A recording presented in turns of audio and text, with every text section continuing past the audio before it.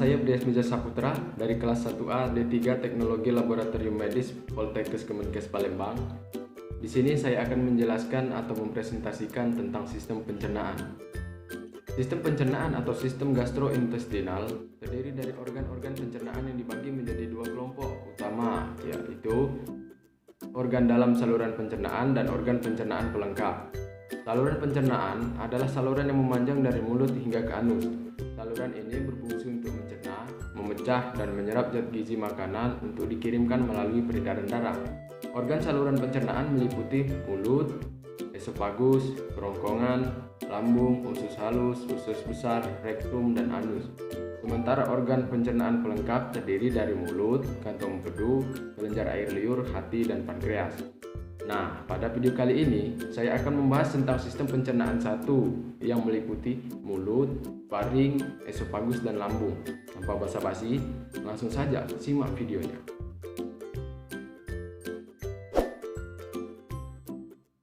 Yang pertama, traktus gastrointestinal atau sistem pencernaan. Yang pertama ada mulut. Mulut mempunyai dua cara pencernaan, yaitu pencernaan secara mekanis dan kimiawi. Mulut juga mempunyai otot pengunyah diinervasi oleh cabang motorik N. trigeminus.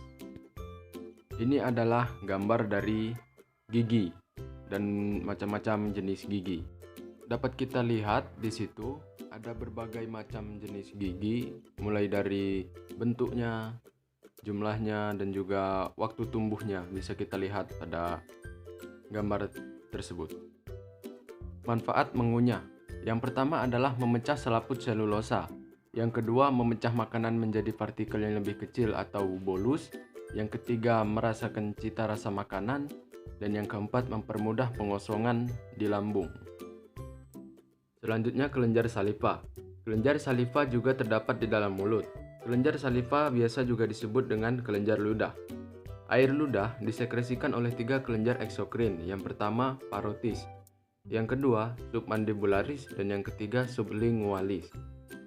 Kelenjar saliva atau kelenjar ludah memproduksi saliva atau air ludah sebanyak 1-1,5 liter per hari. Kelenjar parotis menghasilkan 25% serose.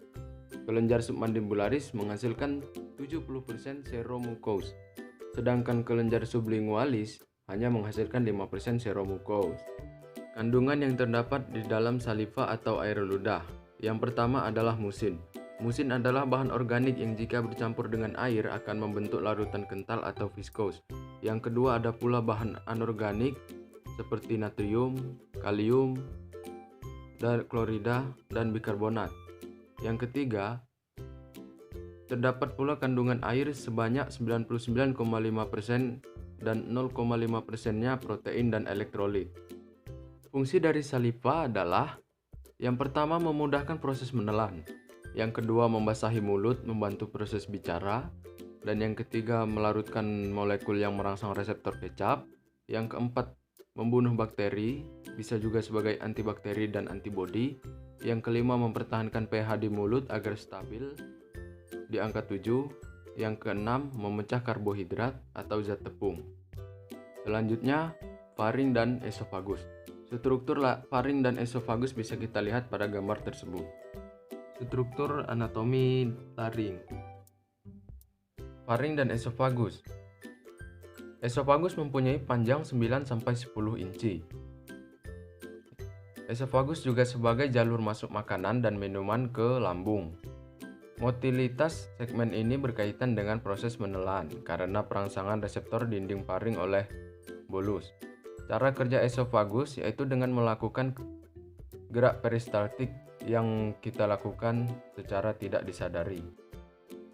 Selanjutnya gerakan fungsional GIT atau gastrointestinal tractus. Yang pertama gerakan propulsif atau peristaltik. Gerakan tersebut menyebabkan makanan bergerak ke arah anal.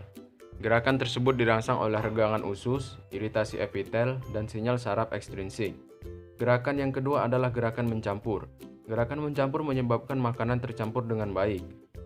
Kontraksi konstriktif atau kontraksi segmental memotong isi usus halus menjadi segmen atau bagian. Selanjutnya, kita lanjut ke lambung. Struktur lambung bisa kita lihat pada gambar tersebut. Lambung atau gester. Lambung atau gester adalah kantung muskuler yang terletak antara esofagus dan usus. Bagian korpus dan fundus berdinding tipis. Zat yang disekresikan oleh lambung adalah sekresi mukus, asam HCl, pepsin. Sekresi faktor intrinsik atau enzim transferase membentuk vitamin B12. Bagian bawah lambung disebut juga antrum. Antrum mempunyai otot yang lebih tebal, sekresi hormon gastrin. Bagian atas lambung disebut juga sphincter kardia. Sphincter kardia akan membuka saat makanan akan masuk menuju ke lambung. Dan saat makanan sudah masuk ke lambung, sphincter kardia akan menutup. Itu akan mencegah kembalinya makanan ke kerongkongan atau reflux. Lapisan lambung. Lambung memiliki 4 lapisan pada dindingnya. Yang pertama adalah lapisan mukosa. Lapisan mukosa mengeluarkan berbagai jenis cairan seperti enzim, asam lambung, dan hormon. Yang kedua, lapisan submukosa. Lapisan submukosa adalah tempat di mana pembuluh darah vena dan arteri berada. Lapisan ketiga adalah lapisan muskularis. Lapisan muskularis membantu proses pencernaan secara mekanis. 3 lapisan otot melingkar, memanjang, dan menyerong berfungsi untuk melakukan gerakan peristaltik. Yang keempat adalah lapisan serosa. Lapisan serosa melindungi lambung dari gesekan dengan anggota tubuh lain. Berikut adalah gambar dari lapisan lambung. Fungsi lambung. Lambung mempunyai fungsi sebagai berikut. Yang pertama adalah menyimpan makanan sementara dan mengeluarkan secara periodik ke duodenum, atau yang biasa juga disebut dengan usus 12 jari atau usus halus. Fungsi yang kedua adalah mencampur makanan dengan HCl, pepsin, dan musin, hingga terbentuk suatu campuran seperti pasta atau yang biasa disebut dengan kimus. Fungsi yang ketiga adalah mencegah masuknya kuman patogen. 99% yang masuk ke GIT mati oleh asam lambung. Yang keempat adalah memulai pencernaan protein oleh enzim pepsin. Yang kelima adalah absorpsi alkohol dan beberapa obat seperti aspirin. HCl lambung atau asam lambung. Asam lambung memiliki fungsi sebagai berikut. Yang pertama adalah memecah partikel makanan. Yang kedua, membentuk larutan molekul yang disebut kimus. Kimus adalah bahan setengah cair seperti bubur yang terbentuk akibat dari proses pencernaan di dalam lambung. Yang ketiga adalah memusnahkan bakteri yang masuk ke dalam lambung, namun tidak efektif 100% untuk memusnahkan bakteri yang masuk ke dalam lambung tersebut dengan menggunakan asam lambung. Enzim yang dihasilkan oleh lambung. Yang pertama adalah enzim pepsin. Enzim pepsin berfungsi untuk mengubah protein menjadi bentuk molekul yang lebih kecil. Yang kedua adalah enzim musin. Enzim musin berfungsi untuk melicinkan makanan agar lebih mudah dicerna. Yang ketiga adalah enzim renin. Enzim renin berfungsi untuk mengubah karsinogen menjadi kasein atau pencernaan susu. Terima kasih karena telah menonton presentasi saya. Apabila ada kesalahan saya mohon maaf, kepada Allah saya mohon ampun. Saya akhiri, wabillahi taufik wal hidayah. Wassalamualaikum warahmatullahi wabarakatuh.